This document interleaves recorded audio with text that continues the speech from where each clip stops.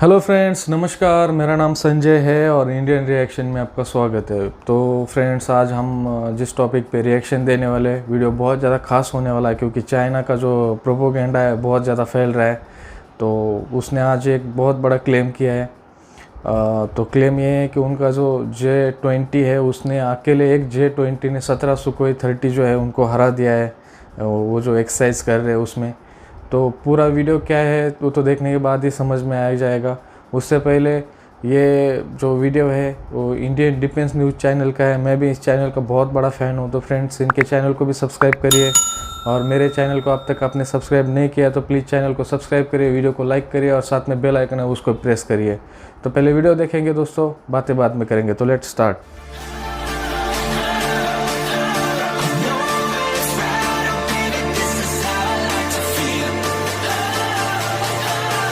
नमस्कार दोस्तों, हमारी ये वीडियो एक छोटी वीडियो होने वाली है जो कि आमतौर पर हमारी बाकी वीडियो से थोड़े अलग होने वाली है। इस वीडियो में हम चाइना की J-20 के बारे में कुछ बात करने वाले हैं।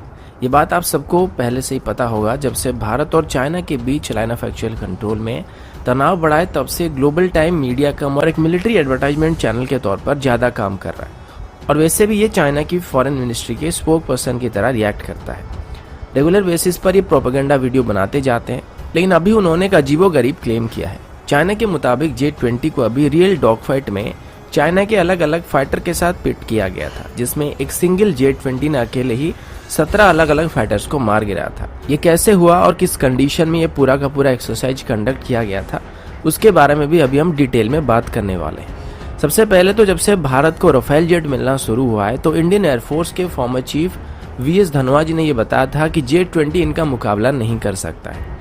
अब इसके बाद चाइना की तरफ से अभी ये क्लेम किया जा रहा है कि J-20 एक 5th जनरेशन का फाइटर है, जबकि राफेल एक 4.5 जनरेशन का फाइटर है। तो ऐसे में राफेल कभी भी स्टेल्थ और सिचुएशनल अवेयरनेस के मामले में J-20 को काउंटर नहीं कर पाएगा। इसको अभी डेमोन्स्ट्रेट करने के लिए चाइना की तरफ से स्मॉक डील को कंडक्ट किया गया था, जिसमें J-20 को चाइना की बाकी सभी फाइटर जेट के साथ पिट किया गया था और एक ही बार में एक सिंगल J-20 को 17 टारगेट के खिलाफ एंगेज किया गया था। और ये 17 टारगेट भी एक ही डायरेक्शन से नहीं बल्कि अलग अलग डायरेक्शन से आ रहे थे, यानी कि J-20 एकदम से घिर गया था, लेकिन फिर भी J-20 उन सभी 17 फाइटर जेट को मार गिराया था। इस बात को लेकर अभी चाइनीज मीडिया ये बता रही है कि ये J-20 की कैपेबिलिटीज है जिससे भारत का कोई भी फाइटर जेट मैच नहीं कर सकता है। सबसे पहले J-20 को पीपल लिबरेशन आर्मी एयरफोर्स में 2019 में पूरी तरीके से ऑपरेशनल किया गया था, या फिर यूं कहें कि रियल वर्ल्ड कंडीशन में पहली बार J-20 को 2019 की जनवरी में अलग अलग फाइटर जेट के साथ कॉम्बैट एक्सरसाइज में टेस्ट किया गया था। इसमें चाइना की वांग हे एयर ग्रुप पार्टिसिपेट कर रहा था, जो कि अभी J-20 की ऑपरेशनल स्क्वाड्रन को ऑपरेट करती है। और अभी जो एक्सरसाइज किया गया था इसमें भी यह यूनिट पार्टिसिपेट कर रहा था। इस दौरान J-20 को चेन सिन्हा उड़ा रहे थे, जिनको J-20 को उड़ाने का लगभग 100 घंटे का अनुभव है। और सोमवार को हुई ड्रिल में उन्होंने 17 फाइटर जेट को आसानी के साथ हरा दिया था। अब यहाँ पर चाइना का जो क्लेम है कि उन्होंने इसको राफेल को एम करके कंडक्ट किया था, लेकिन जाहिर सी बात है कि चाइना के पास अभी राफेल जेट नहीं है और ना ही चाइना के किसी दोस्त के पास ऐसे फाइटर जेट मौजूद है। तो हो सकता है इस एक्सरसाइज में चाइना की तरफ से राफेल की जगह पर अपनी J-10 को डिप्लॉय किया गया होगा। साथ ही कुछ चाइनीज मैगजीन के मुताबिक J-20 को अभी Su-30 MKK के साथ पिट किया गया था, जो कि मैन्युवरेबिलिटी के मामले में लगभग इंडियन एयरफोर्स के Su-30 MKI के बराबरी की है। तो ऐसे में चाइना के जो क्लेम है उनकी J-20 ने Su-30 MKK को डॉग फाइट में हरा दिया था और Su-30 MKK J-20 की मैन्युवरेबिलिटी को मैच नहीं कर पा रहा था, ये थोड़ा सुनने में अजीब लग रहा है क्योंकि फ्लैंकर्स की मैन्युवरेबिलिटी को रैप्टर तक भी मैच नहीं कर सकता है। तो J-20 जैसा बड़ा और बल्कि एयरक्राफ्ट ये कैसे कर सकता है? अब चाइना की तरफ से यहाँ पर ये क्लियरली मेंशन नहीं किया गया है कि स्मॉक एक्सरसाइज के कंडीशन क्या थे। क्या इनको VVR रेंज में कंडक्ट किया गया था या विजुअल रेंज के अंदर ही कंडक्ट किया गया था? अगर इसको VVR रेंज में सिमुलेट किया गया होगा तो J-20 और चाइना की Su-30 के बीच J-20 के जीतने के चांसेस काफ़ी ज़्यादा है, क्योंकि J-20 का RCS Su-30 के मुकाबले काफ़ी कम है, जिस वजह से वो काफ़ी दूरी से ही यहाँ पर Su-30 के ऊपर मिसाइल को फायर कर सकता है, जबकि Su-30 तब तक J-20 को डिटेक्ट भी नहीं कर पाएगा। लेकिन यहाँ पर कुछ लूप होल है, जैसे कि ये पूरा का पूरा एक्सरसाइज अगर VVR रेंज में कंडक्ट किया गया होगा और एक ही बार में J-20 को 17 फाइटर जेट के साथ पिट किया गया होगा, जिसमें J-20 ने 17 फाइटर जेट को मार गिराया था, लेकिन असल में J-20 एक बार में अपने इंटरनल वेपन बे में 4 VBR मिसाइल और 2 हीट सीकिंग मिसाइल को कैरी कर सकता है। ऐसे में ये BVR रेंज में सिर्फ 4 ही टारगेट के साथ एंगेज हो पाएगा। और अगर क्लोज रेंज की डॉग फाइट के बारे में बात करें तो तब भी हीट सीकिंग मिसाइल को मिलाकर ये 6 टारगेट के साथ एक ही बार में एंगेज हो पाएगा। तो चलिए ये मान लेते हैं कि इस मॉक ड्रिल के दौरान अपने सभी कॉम्पिटिटर्स को J-20 आउट परफॉर्म कर रहा था, लेकिन 17 में से 6 फाइटर्स को एलिमिनेट करने के बाद बाकी 11 टारगेट के साथ ये कैसे एंगेज हुआ होगा।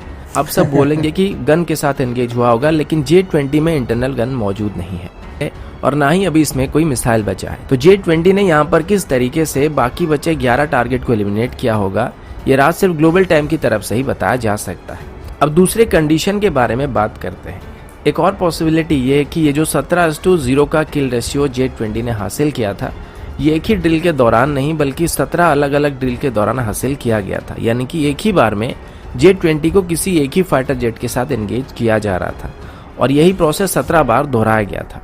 अगर ऐसा हुआ होगा तो ये कुछ हद तक एक्सेप्टेबल है कि J-20 ने 17:0 का किल रेशियो हासिल कर लिया होगा, क्योंकि अगर ये BVR बैटल हुआ होगा तो PL-15 मिसाइल और अपने स्टेल्थ की वजह से ये सुखोई को आराम से हरा सकता है, लेकिन फिर भी क्लोज रेंज की डॉग फाइट में J-20 का Su-30 को आउटगन कर पाना काफी हद तक इम्पॉसिबल है।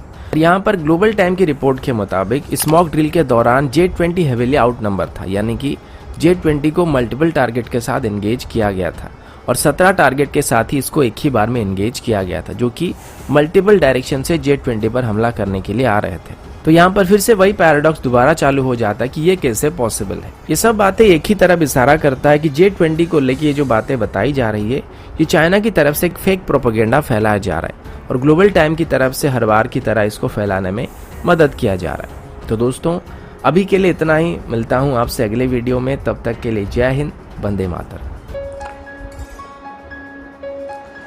तो फ्रेंड्स ये था वीडियो जो कि ये चल रहा है पूरा, ये चाइनीज़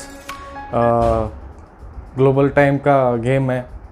ऐसा हो ही नहीं सकता। अगर जो 4 air to air long range missile लेके जा सकता है और वो 17 एयरक्राफ्ट को मार गिरा है, फाइटर जेट को मार गिरा है, ये हो ही नहीं सकता। ये सिर्फ फेंकने वाली बात है और बड़ा बड़ा फेंकने वाली बात है, छोटा मोटा भी नहीं ना। मतलब क्या बोल सकते हैं, फेंकने के हाथ बहुत ज़्यादा हो चुकी है ये।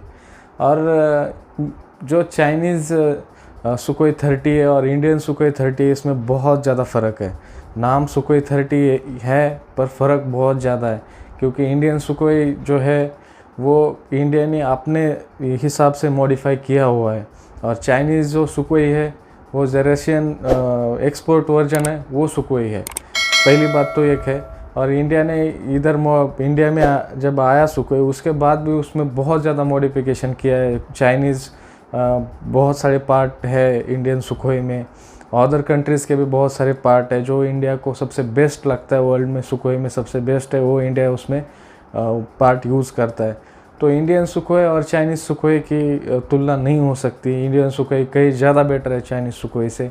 रही बात उनके J-20 की, तो मुझे लगता है वो रजनीकांत बना होगा उस वक्त, इसी वजह से है। तो फ्रेंड्स ये था वीडियो, आपको कैसा लगा और आपके क्या राय है चाइनीज़ प्रोपोगेंडा के बारे में, मुझे बताओ कमेंट बॉक्स में। मिलते हैं अगले वीडियो में, तब तक अपना ख्याल रखिए और चैनल को सब्सक्राइब नहीं किया है तो प्लीज़ जाते जाते चैनल को सब्सक्राइब करिए। जय हिंद।